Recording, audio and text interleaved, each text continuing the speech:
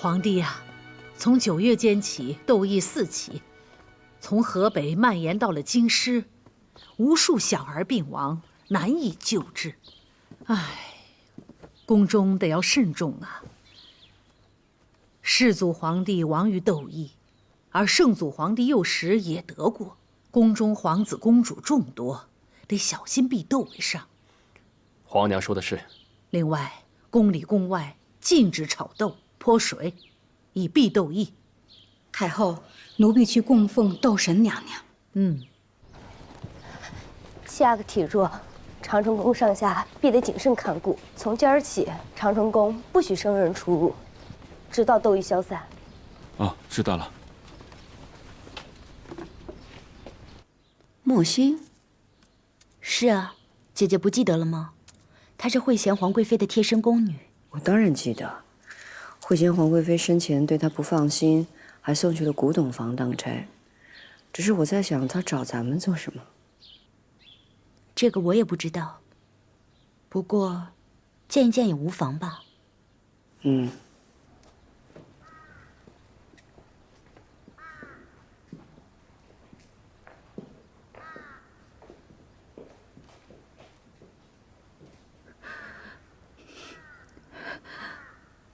家里出白事了。奴婢的额娘过身了。索性，去备下50两银子，给莫欣的额娘办后事。奴婢这就回宫去取。难得贤贵妃肯给一些赏赐，倒不计较奴婢曾是帮着惠贤皇贵妃害过您。你不过是惠贤皇贵妃的侍女，顶多也是奉命行事。本宫何必跟你计较？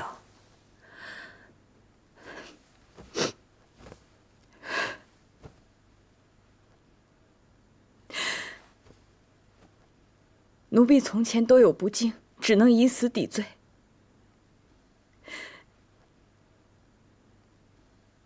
只是贤贵妃既然赏赐，50两银子怎么够？奴婢给额娘办完丧事，很快就要办另一个人的丧事，要给也是100两。此话怎讲？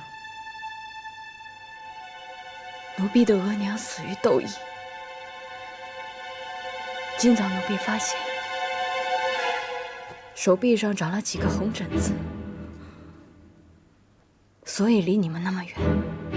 你已生痘疫，却要见本宫和贤贵妃，该不会也想让我们生了痘疫，好替惠贤皇贵妃报仇吧？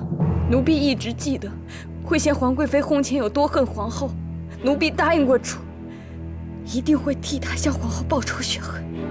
你命已不保，如何替她报仇？奴婢知道，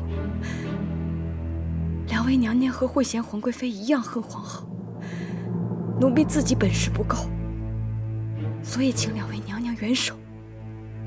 你要我们如何帮你？奴婢活到现在，除了侍奉家母，就是惦念如何完成主的生前托付。直到如今这个样子，才终于有了法子。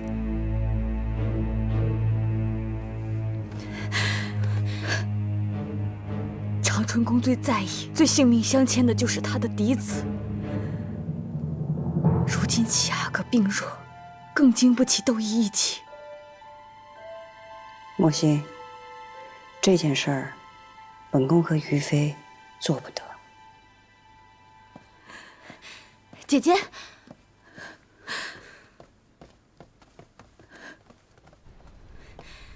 姐姐别忘了，皇后当年是怎么害你的。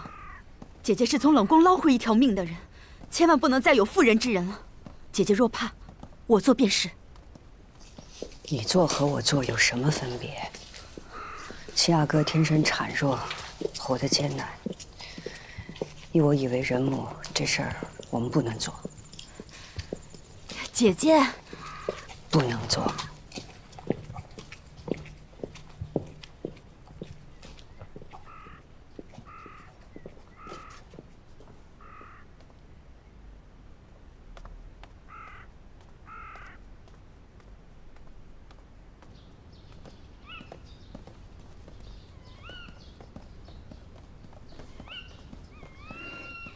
贤贵妃娘娘安，余妃娘娘安。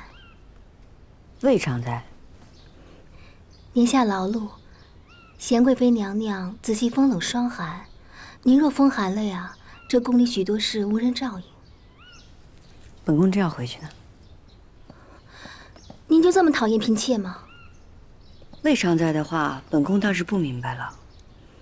贤贵妃娘娘一直以为嫔妾是攀龙附凤、不念旧情之人，所以屡屡冷淡嫔妾，却不知嫔妾也有不得已的苦衷啊。你如何一步一步走来的，本宫都看在眼里，有何苦衷？嫔妾听说，贤贵妃娘娘是乌拉那拉氏出身，这个家族既是荣耀，也是负累。想必您在冷宫受苦的时候，一定不曾忘却自己的家人，所以奋发而起。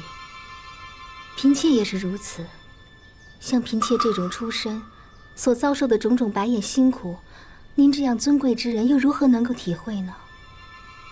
但是嫔妾不忘家族之心，与您却是一样的。不忘家族，并非只有这一条路可以走。你如今的选择，到底是辜负了一个真心对你的人。像嫔妾这种父母族人，不能给自己带来任何荣耀的人，一定要凭着自己过得舒心适宜一些。真心，这样私己的东西，不能割舍，便也是要割舍的了。你自己选的路，自己走着开心便成了。恭送娘娘。珠儿，您何必要理会贤贵妃对您的态度？咱与她又不相干。怎么不相干？这皇后生了7阿哥之后，身子坏了许多。贤贵妃又有协理6宫之权，我当然得小心奉承着。对了，我让你去看淑嫔用的什么坐胎药，你去看了没有？奴婢打听了，淑嫔的坐胎药听说是净室房间的，奴婢立刻就去办。好，叫春蝉一起。